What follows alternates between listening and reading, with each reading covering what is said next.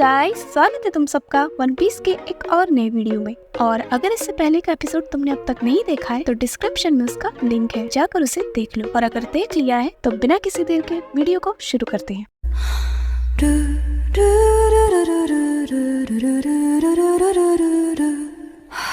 Episode की starting होती है और हमें कैवेंडिश को दिखाया जाता है जो लूफी को अपना नाम बता रहा होता है। और फिर हमें उसकी बाउंड्री दिखाई जाती है जो कि 280 मिलियन बेरीज की होती है। फिर वो लूफी से कहता है कि मैं इतनी दूर तक बिना किसी डेविल फ्रूट के आया हूँ। और फिर वो अपनी तारीफों के पुल बांधने लगता है और जिसे देखकर वहाँ की सारी लड़कियाँ फ्लैट हो जाती है। पर लूफी उसकी इन सारी बातों को इग्नोर करते हुए उस मशीन पर चढ़ जाता है और वो आदमी कहता है कि ये ओवरवेट है, जिस पर कैवेंडिश कहता है कि मैंने तुमसे कहा था और चुपचाप यहाँ आओ, जिस पर लूफी कहता है कि पर ये बहुत अच्छा लग रहा था। फिर वहाँ ऑडियंस की चिल्लाने की आवाज आती है जिस पर लूफी कहता है कि लगता है ये लोग बहुत एक्साइटेड हैं। और जिस पर कैवेंडिश लूफी से कहता है कि क्या तुम्हें पता है कि बाहर ऑडियंस इतनी एक्साइटेड क्यों हो रही है, कि ग्लैडिएटर्स तो बस एक बहाना है, असल में ऑडियंस को बहता हुआ खून देखने में मजा आता है। वो यहाँ पर आकर अपने दिन भर का फ्रस्ट्रेशन और गुस्से को निकालते हैं और अपना असली चेहरा दिखाते हैं। फिर वो लूफी से कहता है कि मैंने तुम्हें देखा था, तुमने उस बड़े से आदमी को एक ही बार में ढेर कर दिया था, तुम्हारा नाम क्या है? जिस पर लूफी उससे कहता है कि मैं लूफी हूँ। और इतने में ही कैवेंडिश के कान खड़े हो जाते हैं और बाकी सबका ध्यान भी उसकी तरफ चला जाता है। और लूफी आगे कहता है कि मैं किंग ऑफ द पायरेट बनने वाला हूँ। और फिर लूफी जैसे ही अपना केप हटाता है उसका नाम सबको दिख जाता है जहाँ पर लूसी लिखा हुआ था। और एक आदमी लूफी को शील्ड फेंक के मारता है और कहता है कि हमें कंफ्यूज मत करो, तुम्हारा नाम तो लूसी है। जिस पर लूफी कहता है कि ओ हाँ लूसी, मेरा नाम लूसी है। और जिस पर कैवेंडिश कहता है कि अगर तुम स्ट्रॉ हैट लूफी होते तो मैं तुम्हें यही मार देता। जिस पर लूफी कहता है लेकिन क्यों? और जिस पर कैवेंडिश कहता है कि पहले मैं बहुत पॉपुलर था, लड़कियां मुझ पर मरती थी और वो मेरे बाउंड्री पोस्टर्स को चुरा लेती थी और रिपोर्टर्स मेरे आगे पीछे घूमते थे, हर न्यूज़पेपर में मेरा फोटो छपता था। पर 2 साल पहले जब मरीन फोर्ड की वॉर हुई जो कि व्हाइट बियर्ड और मरीन्स के बीच हुई थी और जिसमें स्ट्रॉ हैट लूफी और व्हाइट बियर्ड आकर छा जाते हैं और सारा नेम फेम उन्हीं को मिल जाता है। पर इतना ही कम नहीं था क्योंकि फिर वर्स्ट जनरेशन आ गई और अब रिपोर्टर्स मुझ पर ज्यादा ध्यान नहीं देते, इसलिए मैं उन्हें नहीं छोड़ने वाला।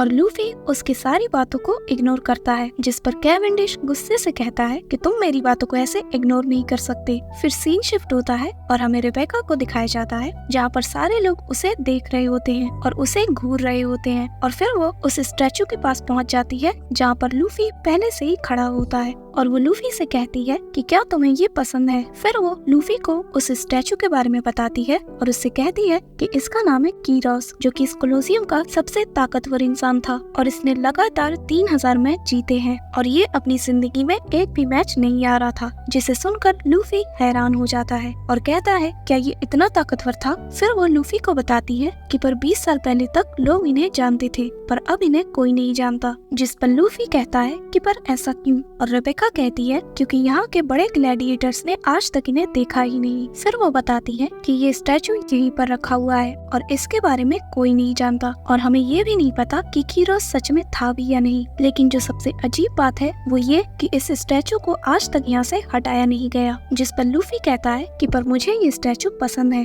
फिर वहाँ कुछ लोग रेबेका का मजाक उड़ाते हैं जिस पर लूफी कहता है कि आखिर इन लोगों की क्या प्रॉब्लम है और रेबेका कहती है कि उन पर ध्यान मत दो। और फिर हमें दिखाया जाता है कि वहाँ पर जितने सारे ग्लैडिएटर्स हैं वो सब रेबेका को बड़ी गुस्से से देखते हैं। फिर वो लूफी से कहती है कि आज मैं आखिरी बार लड़ने वाली हूँ और फ्लेयर फ्रूट को हासिल करने के बाद मैं डोफ्लामिंगो को मार डालूंगी। जिस पर लूफी हैरानी से कहता है कि क्या मिंगो? फिर वो लूफी से पूछती है कि तुम किस ब्लॉक में हो? जिस पर लूफी उससे कहता है कि मैं सी ब्लॉक में हूँ और रेबेका उससे बताती है कि वो डी ब्लॉक में है। फिर वो उससे कहती है कि उम्मीद करते हैं कि हम दोनों अपने फर्स्ट राउंड में सरवाइव कर जाएं। और इतना कहने के बाद वो वहाँ से चली जाती है। फिर सीन शिफ्ट होता है और हमें कोलोसियम के अंदर का सीन दिखाया जाता है जहाँ पर ब्लॉक ए की फाइट चल रही होती है, जहाँ पर एक आदमी सबकी बैंड बजा देता है और वो लोग कहते हैं कि ये बहुत स्ट्रॉन्ग है और वो अनाउंसर कहता है कि मैं हैरान हूँ कि क्या इसे कोई हरा भी सकता है। और फिर हमें बताया जाता है कि उस आदमी का नाम है मिस्टर मिस्टर स्टोर, जिसे सुनकर लूफी भी वहाँ पर उसे देखने पहुँच जाता है और फिर बहुत सारे लोग मिलकर मिस्टर स्टोर पर हमला कर देते हैं, पर वो उन सबको एक ही बार में ढेर कर देता है। और फिर वो अनाउंसर अनाउंस करता है कि ब्लॉक ए का विनर है मिस्टर स्टोर, और फिर वो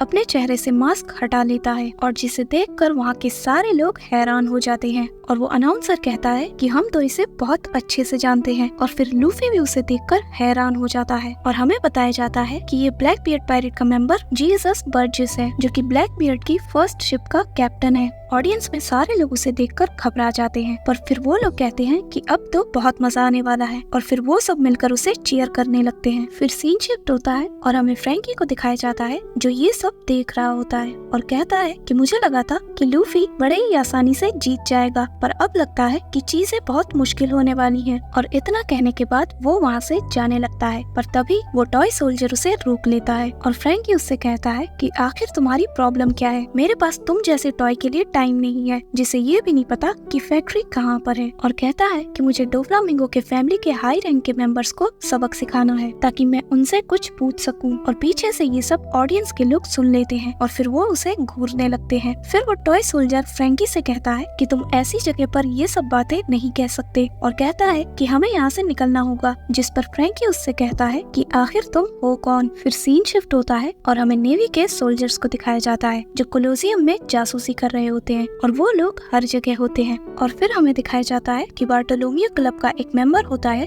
वो नेवी के एक सोल्जर को बात करते हुए सुन लेता है और फिर वो उससे पंगा ले लेता है। और जैसे ही वो नेवी का ऑफिसर उसे सबक सिखाने वाला होता है, वो वहाँ से भाग जाता है और फिर वो उसका पीछा करने लगता है। फिर सीन शिफ्ट होता है और हमें उस अंधे आदमी को दिखाया जाता है, जहाँ पर एक आदमी आकर उससे कुछ कहता है और वो कहता है कि शायद अब हमें जाना चाहिए, और फिर वो वहाँ से चला जाता है। और तभी उसके सामने एक छोटी बच्ची गिर जाती है और उस छोटी लड़की का गुब्बारा उड़ जाता है, पर वो अंधा आदमी उसे पकड़ लेता है और वो उस लड़की को दे देता है, और पीछे से उस अंधे आदमी का साथी उसके ऊपर उसका कोट रख देता है, और फिर वो छोटी लड़की उसका शुक्रिया अदा करती है और वहाँ से चली जाती है। और फिर हमें पता चलता है कि वो अंधा आदमी असल में नेवी हेडक्वार्टर्स का एडमिरल है, एडमिरल फुजीतोरा, और जिसकी बात आका इनु कर रहा था कि उसने ड्रेसरोजा में फुजीतोरा को भेजा है। और वो उस आदमी से कहता है कि हम सब अपना काम शुरू कर देंगे, पर मैं चाहता हूँ कि तुम दुश्मनों के साथ साथ यहाँ पर आम आदमियों की भी गिनती शुरू कर दो, क्योंकि हमें दुश्मनों से ज्यादा आम इंसानों की जान बचाने पर ध्यान देना है। और फिर हमें दिखाया जाता है